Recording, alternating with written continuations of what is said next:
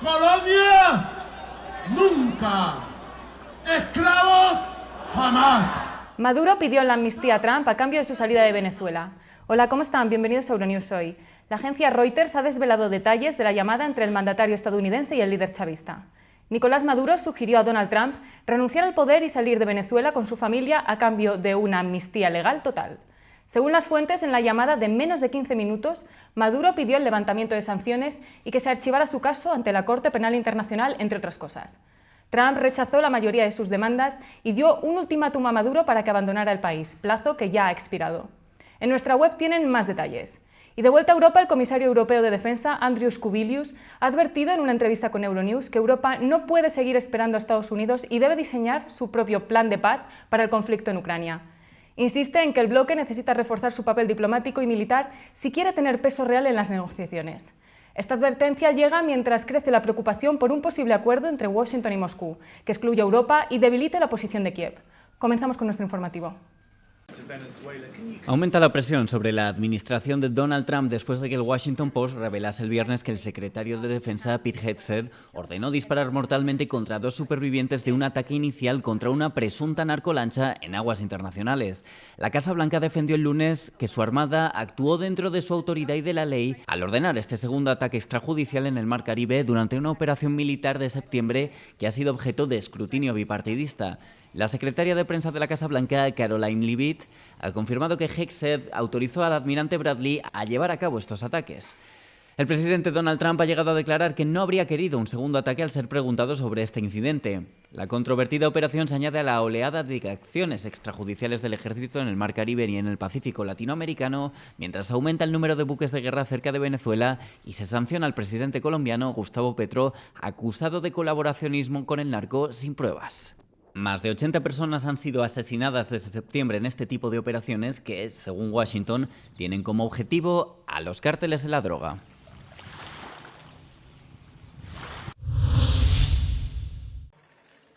El presidente ucraniano Volodymyr Zelensky se ha reunido en París con su homólogo francés Emmanuel Macron para hablar del acuerdo de paz impulsado por Estados Unidos, un acuerdo que ha sido criticado por ser demasiado favorable a las demandas rusas.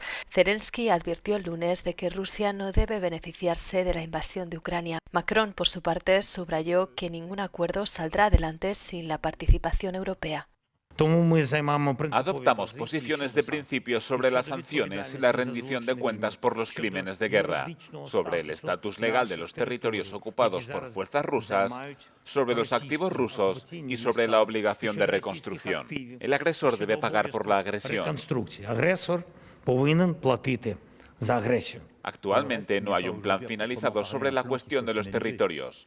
Solo puede ser finalizado por el presidente Zelensky. En cuanto a los activos congelados, las garantías de seguridad para la adhesión a la Unión Europea y las sanciones europeas solo pueden finalizarse con los europeos en la mesa.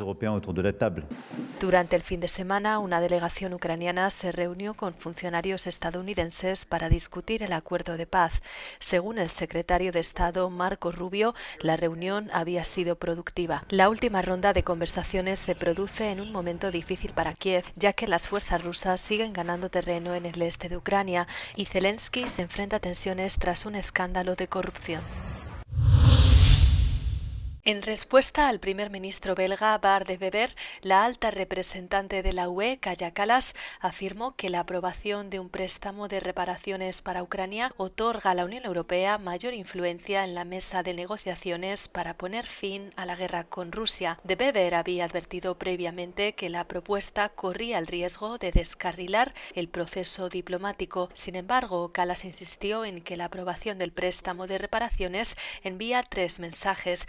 Ucrania argumentó que esto les demostraría que la UE está ahí para ayudarles a defenderse. En segundo lugar, enviaría a Moscú el mensaje de que no pueden sobrevivir a la UE. Y por último, demostraría a Estados Unidos que la UE está tomando medidas firmes y creíbles.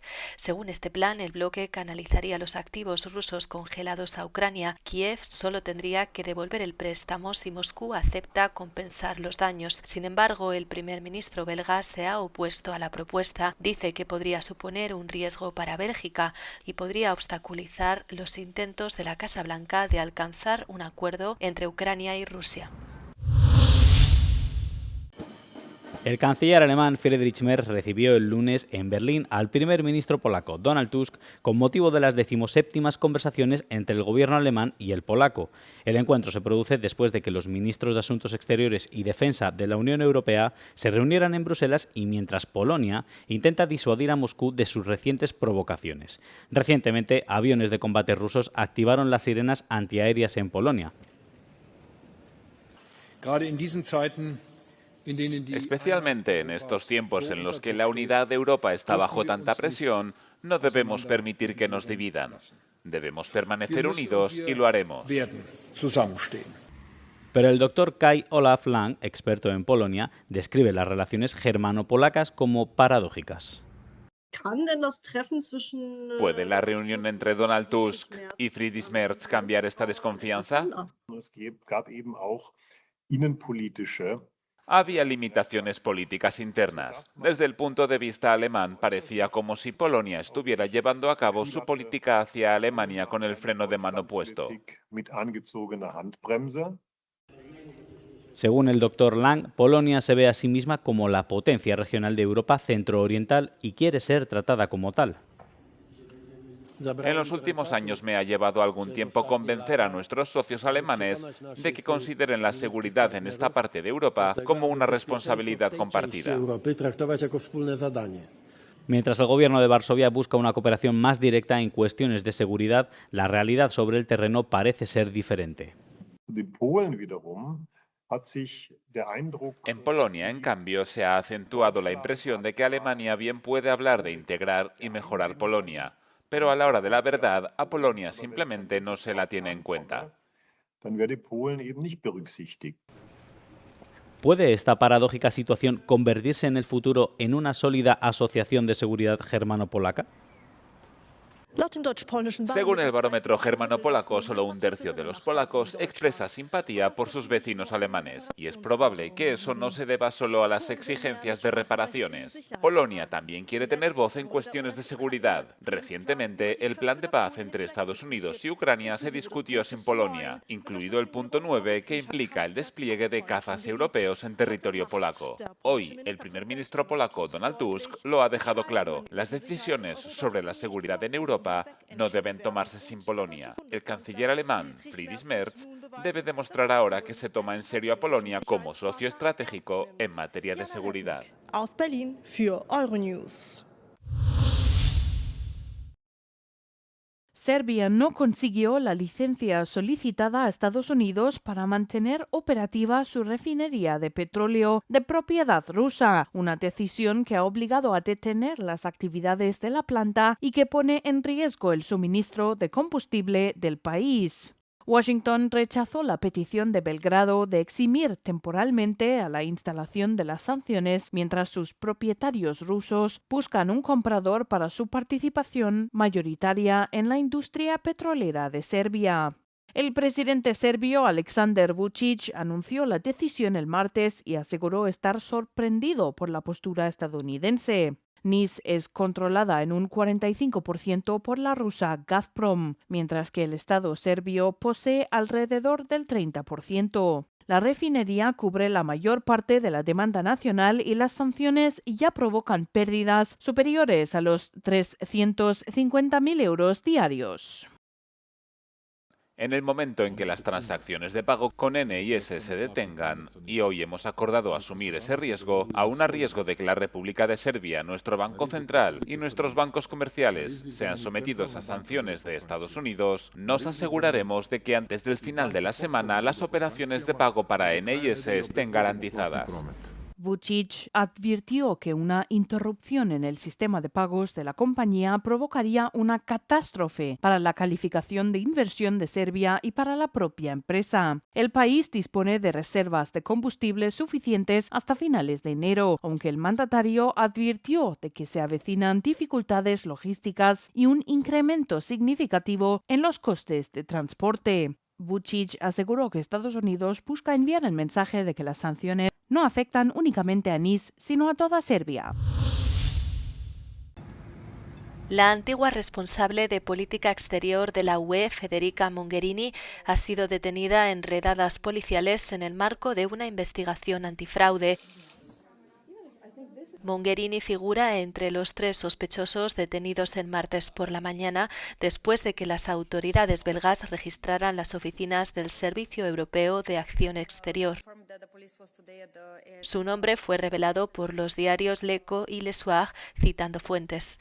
Según Le Soir, el segundo detenido es Stefano Sannino, alto directivo de la Comisión para Oriente Próximo, el norte de África y el Golfo. El tercer individuo sería un directivo del Colegio de Europa. Las redadas del martes se llevaron a cabo a petición de la Fiscalía Europea, que investiga un presunto fraude relacionado con un proyecto financiado por la UE. Roberta Metsola concluye su visita a Chipre en el marco de la próxima presidencia chipriota del Consejo Europeo. La presidenta del Parlamento Europeo fue recibida por la presidenta del Parlamento chipriota, Annita Dimitriou. La presidenta del Parlamento destacó que Roberta Metsola nunca olvida la ocupación de Chipre y la política maltesa afirmó que siente Chipre como su segundo hogar. Roberta Metsola y Annita Dimitriou también se reunieron con representantes de los partidos chipriotas y a continuación el presidente del Parlamento Europeo participó en la sesión plenaria del Parlamento. A continuación, Roberta Metsola y el presidente de Chipre acudieron a la Escuela Técnica Profesional de Educación y Formación de Larnaca. Estamos poniendo la responsabilidad en manos de los que votan para que tomen las decisiones correctas. Y esas decisiones también significan que en situaciones en las que tenemos múltiples desafíos, como ahora, es cuando pondremos su seguridad y la defensa de esta unión en lo más alto de nuestras prioridades. Roberta Metsola tuvo la oportunidad de responder a las preguntas de los estudiantes y explicarles tanto el funcionamiento del Parlamento Europeo como la importancia de que los ciudadanos europeos participen en los procesos de Europa.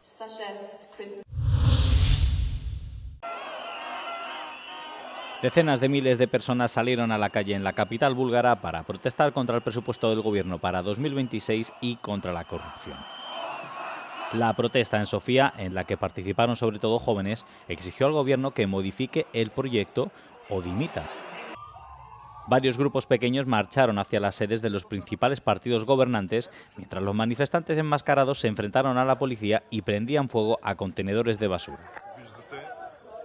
El gobierno ya había anunciado el 28 de noviembre que revisaría el proyecto de presupuesto, una subida de impuestos que desató la ira de los manifestantes en el segundo país más corrupto de Europa después de Hungría.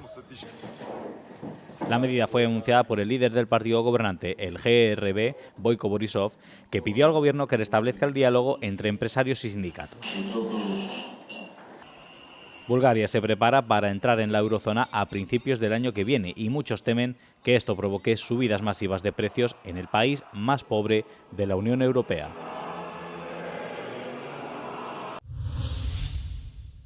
El brote de peste porcina africana detectado la semana pasada en Cataluña entra en una fase crítica. El Ministerio de Agricultura se ha reunido de emergencia el lunes ante la propagación del brote en Collserola. No podemos confirmar el origen todavía de la peste porcina africana, cómo ha llegado. Indicios hay. Puede ser que venga pues, un alimento, un embutido en mal estado en una zona donde pasan muchos camiones y áreas de servicio. Por lo tanto, es una opción. Desde Bruselas, la respuesta ha sido inmediata. La Unión Europea ha decidido enviar a Cataluña un equipo de veterinarios especializados para reforzar el control del brote. Hasta el momento se han encontrado 14 jabalíes muertos, 2 de ellos con la infección confirmada. El hallazgo ha elevado la preocupación sanitaria, especialmente porque España no registraba un caso de peste porcina africana desde 1994. Durante su discurso de despedida en el aeropuerto de Beirut, el Papa León XIV expresó su apoyo a la población del sur del Líbano e hizo referencia al conflicto en curso en este país, poniendo fin de esta forma al que ha sido el primer viaje al extranjero de su pontificado.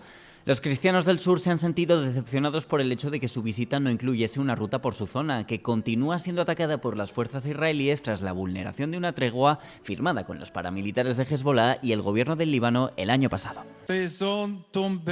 Despojémonos de la armadura de nuestras divisiones étnicas y políticas. Abramos nuestras confesiones religiosas al encuentro mutuo y despertemos en nuestros corazones el sueño de un Líbano unido, un Líbano donde reinen la paz y la justicia y donde todos se reconozcan como hermanos y hermanas. El Líbano lleva varios años sumergido en una grave crisis económica y política y el Papa León XIV trató de llevar un mensaje de paz, pero también de justicia, realizando una visita al lugar de una mortífera explosión que tuvo lugar en el puerto de Beirut en 2020. El estadounidense y actual sucesor de San Pedro instó a los líderes políticos del país a buscar la verdad como medio de paz y reconciliación en esta nación. El lunes, además, León XIV presidió una reunión de líderes espirituales cristianos y musulmanes del Líbano en la que celebró la coexistencia interreligiosa del país como otro mensaje de paz en la región plagada de conflictos. 2, 1, engines full power. SpaceX inició el último mes del año con un importante lanzamiento para apoyar su servicio de Internet de banda ancha Starlink. Un cohete Falcon 9 de SpaceX despegó del Centro Espacial Kennedy de la NASA, transportando 29 satélites Starlink V2 Mini que puso en órbita terrestre baja el lunes por la mañana. El cohete Falcon 9, el caballo de batalla de la empresa, ha sido lanzado más de 150 veces este año, 13 de ellas solo en noviembre. 110 de estos lanzamientos correspondieron a Starlink, mientras SpaceX, propiedad del hombre más rico del mundo, Elon Musk, sigue intensificando sus esfuerzos para montar su constelación de satélites. El Falcon 9 aterrizó en la nave no tripulada de SpaceX poco más de 8 minutos después del despegue. Estaba estacionada en el Océano Atlántico, al este de las Bahamas. ¿Cuántas personas viven en la pobreza en la Unión Europea? Casi 2 de cada 10 personas en la Unión Europea se consideran pobres. En otras palabras, el 17,3% de la población tiene dificultades o grandes dificultades para llegar a fin de mes. La última tasa comunicada por Eurostat representa una ligera mejora con respecto a 2023, cuando se situaba en el 19,1%, y casi una mejora de 10 puntos con respecto a 2015. Pero algunos porcentajes en todo el bloque siguen siendo muy superiores. Por ejemplo, en Grecia el porcentaje actual es de casi el 67%, la tasa más alta de personas que viven en la pobreza entre todos los países de la UE. Le sigue Bulgaria con un 37% y Eslovaquia con casi un 29%. En la última década, la tasa de personas en situación de pobreza ha aumentado casi exclusivamente en el norte de Europa, Dinamarca, Finlandia, Suecia y, fuera de la UE, Noruega. También aumentó en Francia, el único resultado de este tipo entre las 4 mayores economías del bloque. Al mismo tiempo, muchas naciones del este y el sur de Europa han reducido sus tasas de pobreza en decenas de puntos porcentuales, con Chipre a la cabeza de la Unión Europea, seguido de Croacia, Hungría, Bulgaria y Rumanía.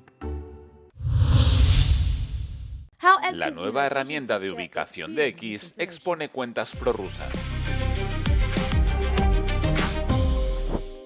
X acaba de desplegar su nueva función de transparencia en todos los perfiles que muestra datos como desde dónde se descargó la aplicación, cuándo se unió el usuario y sobre todo su ubicación. Pero algunas de estas ubicaciones no parecen coincidir, lo que alimenta la preocupación por la desinformación. Por ejemplo, esta cuenta que afirma ser corresponsal de guerra publica regularmente vídeos suyos en ciudades rusas o en el Donbass ocupado. Pero la nueva herramienta de X no la sitúa en Rusia, sino en Irlanda. Otras cuentas en ruso con miles de seguidores muestran la misma ubicación. La función también revela incoherencias en grandes páginas anónimas. Russia News, con una ubicación declarada en San Petersburgo, parece operar desde los Emiratos Árabes Unidos. Pero no se trata solo de cuentas relacionadas con Rusia. Varios perfiles que publican contenidos anti-inmigrantes o contrarios a la Unión Europea y que afirman ser europeos están marcados como ubicados fuera de Europa. Pero los expertos advierten de que las discrepancias no significan necesariamente que las cuentas cuentas oculten deliberadamente su verdadera ubicación. Aunque una cuenta podría formar parte de una campaña coordinada, también podría estar buscando aumentar el número de seguidores. Varias de estas cuentas también tienen marcas azules, lo que significa que pueden monetizar las publicaciones con alta participación en función de la participación que obtengan. Por otro lado, una cuenta podría depender de una VPN, que podría redirigirla a través de lugares como Irlanda o los Emiratos Árabes Unidos. La propia X afirma que la ubicación no siempre es precisa. Nuestra propia cuenta de X apareció brevemente en Estados Unidos antes de volver a Francia.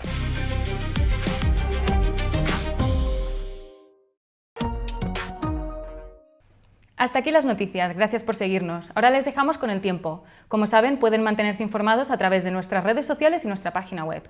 No olviden seguirnos en el canal de YouTube para no perderse ningún Euronews Hoy y compartan el vídeo. Les recomendamos además que se descarguen nuestra aplicación para estar al tanto de todas las noticias. Tras la previsión meteorológica podrán ver el vídeo en No Comment. Buen día y buena suerte. Euronews, el tiempo.